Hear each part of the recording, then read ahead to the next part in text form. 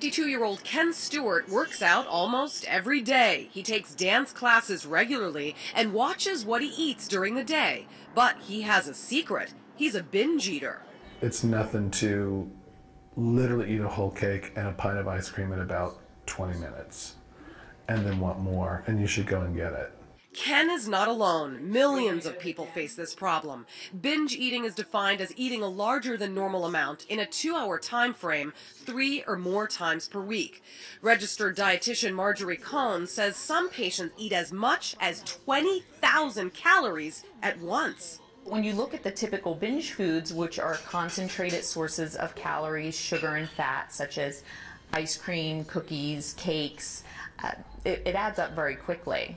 Ken has been binging for about 2 years. He turned to sweets after he quit drinking for good. Licensed clinical social worker Jenny Kramer says it's common for patients to swap one vice for another. Food's the weapon.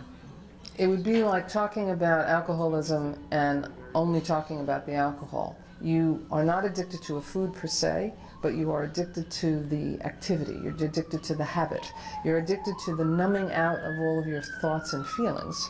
Binging can cause serious physical side effects like acid reflux, digestive issues, diarrhea, and vomiting, as well as long-term health problems. But there is an emotional toll as well. It's almost like I'm not myself when it's happening. And then I feel stupid afterwards. I'm like, that's the last thing I needed. I worked out really hard today. I ate really well today. I was busy today. And then I just spoiled my day. Treatment includes cognitive behavioral therapy, group therapy, medical assessments, and nutrition training. Ken says going out to eat with friends can be a daunting task, which Marjorie says is a big pitfall for many binge eaters. This is about how much we should have as a side to this particular sandwich. Making sure that a binge eater eats enough when they are out in a social setting is what's actually going to help them when they go home and they're alone to not binge. And this is a complete meal as is, so I would either ask for a half portion or omit it. Sometimes when you don't have something, you don't really miss it.